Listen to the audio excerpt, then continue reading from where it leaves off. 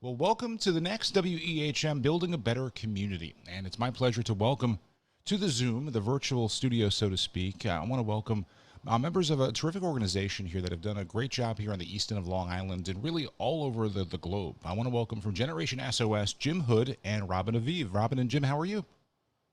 Great. Terrific. Thanks for having us. Our pleasure, and we've talked and worked with you guys for a little while now, and I've always wanted to put something together, and building a better community. This feature is perfect for it because it's a chance to kind of go over the history of the organization and explain really what they're doing now, and it's really how it's grown over the past few years. I guess a little history behind Generation SOS. Where are you guys based out of, and how did it all come about? So I'll start if that's Sure. okay. We're thrilled to be here. Thanks so much for having us. So Generation SOS was started about 6 years ago as a reaction sort of to the overdose crisis. We had six kids die from accidental overdose in our high school community, and kind of watched as none of the schools did anything in response. And of course, this epidemic has gotten so much worse since that time 5 or 6 years ago, because of fentanyl has been added to the mix of things. But in any case, what we realized was none of the schools wanted to touch this. Why? Because of the stigma, and they didn't want to be that school that had the problem. Well, they all have problems. Every school does, and 1 in 3 families is afflicted with this disease. So we started meeting organically in a living room, just happened to be mine, and watched as kids gathered, and kids and parents, because they wanted to hear what happened, and might their family be next, and they wanted to hear what happened, why it happened, how could if we prevent it from happening to them, et cetera, et cetera. And what it kind of organically developed into something where we bring in a young sober speaker, someone a year or two older than our high school students, who's been down the path of addiction, to share their journey, what happened, why it happened, and inevitably it starts with something else or many other things. The substance is the last thing that happens, but it always starts with another we call mental health issue, whether it's depression, anxiety, and eating disorder. Could be a family situation, divorce, any type of bullying, sexual identity issues, things of that nature, and all that discomfort, and leads them to trying the substance or abusing the substance. And we watched as this young speaker would tell their journey, which included many, many mental health issues along the way.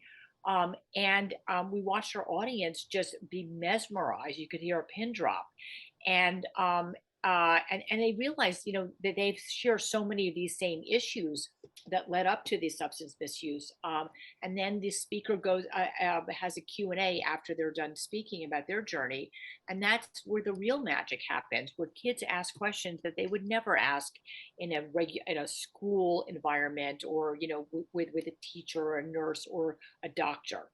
And kids got honest, and they got honest because the speaker was so honest. And we watched this unfold, and our then the kids took the message to their schools. And what was crazy, and so interesting, is they didn't want to hear from us, but when a kid brings it in the form of a school club, they can't get enough of it. And that's how we've grown, and that's what our model is. And we're so grateful that to have had to be so welcomed in so many communities now. One of the best things about Generation SOS that I've read about and learned is that it really is kids helping kids, and I think that's the best way to get through. But it's also, this is something that has touched everyone, and not just teenagers or young adults, but everyone, every age group, and it's a great opportunity to help someone before they get older, before that. This is a chance to really dive in and help. And this is something too. I know, Jim, this is personal for you as well. How did you get involved with the Generation SOS?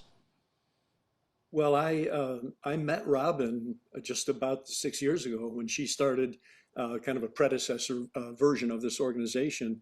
And as I know you're aware, Harry, I lost my oldest boy to an overdose. his situation was different than a lot of the overdoses today. I mean, he actually developed a substance misuse problem and went through that long journey of ups and downs and ups and got better and got worse. And just when we thought he had really turned the corner, he hadn't. So you know, my I had a pretty successful business career, but as I started to explore this issue and found out how prevalent it is, as you know, Robin mentioned the stigma. This thing really is stigmatized. A lot of families won't talk about the fact that they have a kid who's struggling, or if they've lost a child tragically, they'll say they lost the child to something else. Um, and then when you really started to peel back the onion, you know, find out how prevalent this thing is. It motivated me to do this work, to see, not to be a hero, I'm not remotely, but to see if we together could find a different way to approach this problem. And probably the key, and you just said it, and Robin said it, probably the key different way is to have kids take the charge. You know, you think about it without mentioning names, a lot of well-intentioned people have tried to do this work before, but when a kid goes into a high school auditorium and there's a cop up there with guns, you know, telling you better not do something, it might be a terrifying message. It's not a terribly motivating message. Or a nurse, with no disrespect, or a child, a student administrator, or a guidance counselor who, by the way, next year, you know, you've got to go ask that guidance counselor for a college recommendation. So you're probably not going to ask too many really honest questions. And and in our case, you often have a 20 or 22-year-old speaker talking to these high school kids and then sometimes college kids about their real experiences, and they're raw and they're authentic. And what that speaker went through is exactly what the kids are going through today, so they can relate to their worldview. And that has proven to be just incredibly compelling for the kids. It sure is. Someone that actually has gone through it has such a powerful message that really will resonate. You know, I think back to when I was that age, and you really paid more attention when it was someone like you. And I think there's a lot of times where people think this won't happen to me, or you know, I'll be okay, I can get through it. And you know, I had a chance to really chat with some students from the advisory board. How does the advisory board come together? Because you have an amazing group of students there. I'll let Robin answer. Yeah. So, what's really remarkable about this organization, and this again happened organically, is that the kids who started to join, um, loved it so much, and whatever their motivating reason was to join that first meeting, they keep coming back. And I feel like we've created something that is so cool to be a part of. And this is open to anybody. But instead of being something where it's that anti-drug thing, or whatever, we're not that at all. Which, by the way, we're not about abstinence. I need to say that. We're about awareness and safety. We don't preach abstinence. Many people can drink safely. And we're certainly not promoting that, but we just want to be clear about that. We're about awareness and safety and sharing stories about other people who had some, who went down a path that maybe you don't have to go down, if you hear some of the messaging.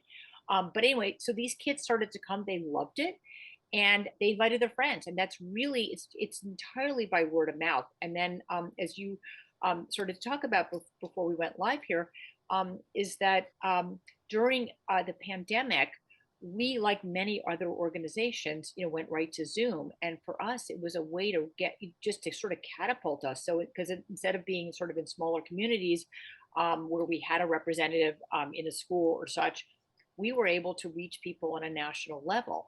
And that's where we really picked up steam and picked up more kids. And we have a very active youth advisory board now that has over 50 kids on it. And of this group, I mean, these are kids that are in high school, a few middle schoolers, a lot of college students, and then we have a whole sober kid community that's part of it as well. It's a very impressive program you've put together, and it really has evolved.